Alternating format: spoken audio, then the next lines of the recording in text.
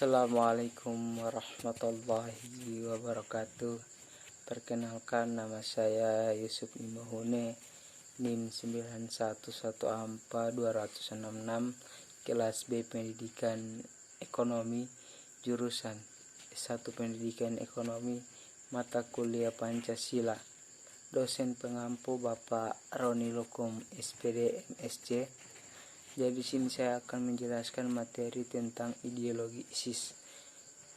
Pada tanggal 29 Juni 2014 merupakan tanggal di mana kelompok Islamic State of Iran and Sharia atau ISIS menyatakan sebagai negara Islami sekaligus negara kekhalifahan dunia. Tak hanya itu, sebagai kekhalifahan, kelompok jihad salah satu kaprah ini mengklaim kendali agama, politik, dan militer atas semua muslim di seluruh dunia. Bahkan ISIS selalu berusaha untuk menguasai dunia. Kelompok ekstremis yang dipimpin oleh Khalifah Abu Bakar al-Baghdadi dan berganti nama menjadi Ad-Daulah Al-Islami. Menurut para pakar anti terorisme, bahwa mereka akan terus mencoba untuk merekrut ratusan juta milenial bahkan untuk mengikuti ideologi mereka. Terbukti di negara terantah ini sudah banyak berkibar bendera kekhalifahan yang menandakan mereka tak patah semangat untuk benar-benar menguasai dunia. Ideologi yang diusungkan oleh ISIS adalah yang pertama, menganggap bahwa pimpinan mereka adalah khalifah yang wajib dibalut dan ditaati secara muslim dunia. Dikenal terdapat beberapa paham untuk ideologi yang dianut oleh banyak orang. Di antaranya adalah ideologi komunisme. Telah dikenal secara luas sebagaimana contoh fenomena yaitu Karl Marx yang pada saat sangat menantang paham kapitalisme. Oleh sebab itulah komunisme yang juga dikenal anti kapitalisme.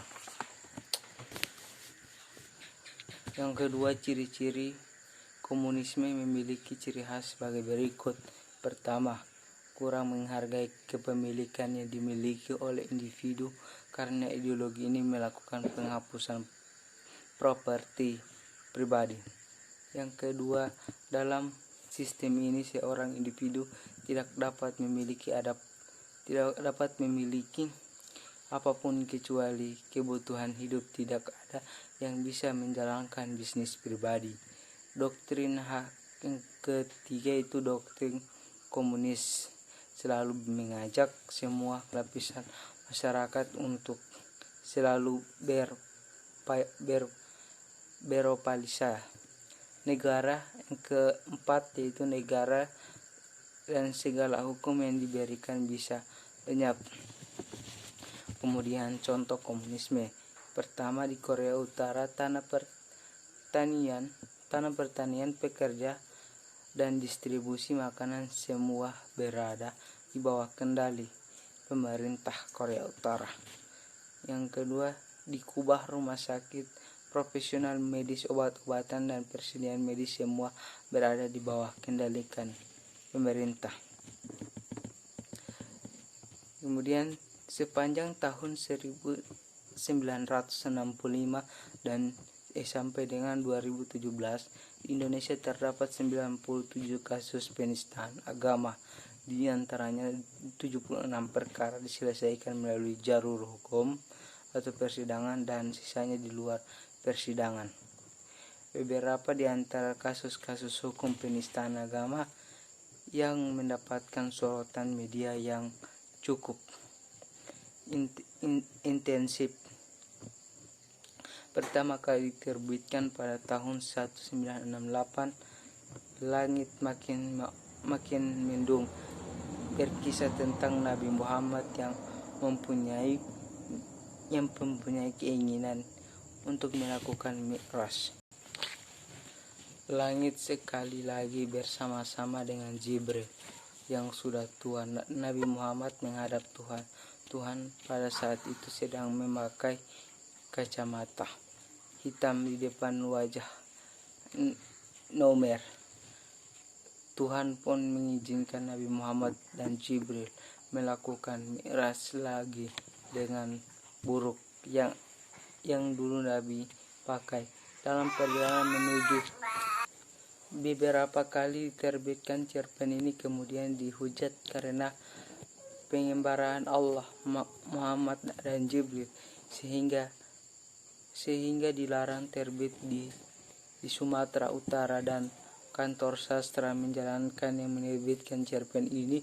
Jakarta diserang massa. Terakhir, yang kedua itu liberalisme atau liberal adalah sebuah ideologi, pandangan, filsafat, dan tradisi politik yang didasari pada pemahaman bahwa kebebasan dan persamaan hak adalah politik yang utama. Secara imam, liberalisme menciptakan sesuatu masyarakat yang bebas dicarikan oleh kebebasan berpikir bagi para individu. Paham liberalisme menolak adanya perbatasan khusus dari pemerintah dan agama. Dalam masyarakat modern, liberalisme akan dapat tumbuh dalam sistem observasi. Hal ini dikarenakan keduanya sama-sama didasarkan pada kebebasan mayoritas. Banyak sesuatu negara yang tidak mematuhi peraturan tersebut. Kemudian saya akan melanjutkan materi tentang implementasi Pancasila dalam kehidupan masyarakat berbangsa dan bernegara. Pancasila bagi bangsa Indonesia adalah sebagai dasar negara bagi kehidupan bermasyarakat Indonesia. Hal ini menurut catatan sejarah Pancasila. Dulunya ada satu ajaran yang sudah ada sejak zaman Majapahit. Hal ini dibukukan dalam kitab Sitosoma karang Empu Tantular mereka serta kitab Negara Kartagama karangan Empu Prapanca. Dalam kitab terdapat ketentuan yang harus dijauhi seorang raja, yaitu raja menjalankan dengan setia kelima pantangan, bagi pula upacara-upacara ibadat dan penobatan. Hal ini tersebut dijelaskan lebih lanjut pada kitab Sitosoma. Adalah istilah Pancasila krama yang 5 dasar tingkah laku atau perintah kesusilaan. Dalam kitab itu terdapat 5 larangan, yakni yang pertama, jangan mencabut nyawa makhluk hidup. Yang kedua, jangan mengambil barang-barang yang tidak diberikan. Yang ketiga, jangan berbuat. Yang keempat, jangan berkata bohong. Kelima, jangan minum minuman dan yang memabukkan. Jika pada era Majapahit, Pancasila adalah merupakan satu ajaran yang berkaitan dengan larangan. Pancasila yang dipahami sebagai pedoman hidup bangsa Indonesia sekarang maknanya lebih luas, yaitu merupakan nilai luhur yang wajib dipahami dan dilaksanakan dalam kehidupan berbangsa dan bernegara. Pancasila yang dikukuhkan dalam sidang 1 dari BPUPKI pada tanggal 1 Juni 1945 serta pada sidang BPUPKI telah menerima secara bulat Pancasila itu sebagai dasar negara Indonesia merdeka dalam keputusan sidang PPKI. Kemudian pada tanggal 18 Agustus 1945 Pancasila tercantum secara resmi dalam pembukaan Undang-Undang Republik Indonesia RI dan Undang-Undang Dasar 1945. Baik, demikianlah pemaparan materi saya tentang ideologi ISIS, implementasi ideologi liberalisme dan lain sebagainya. Assalamualaikum warahmatullahi wabarakatuh.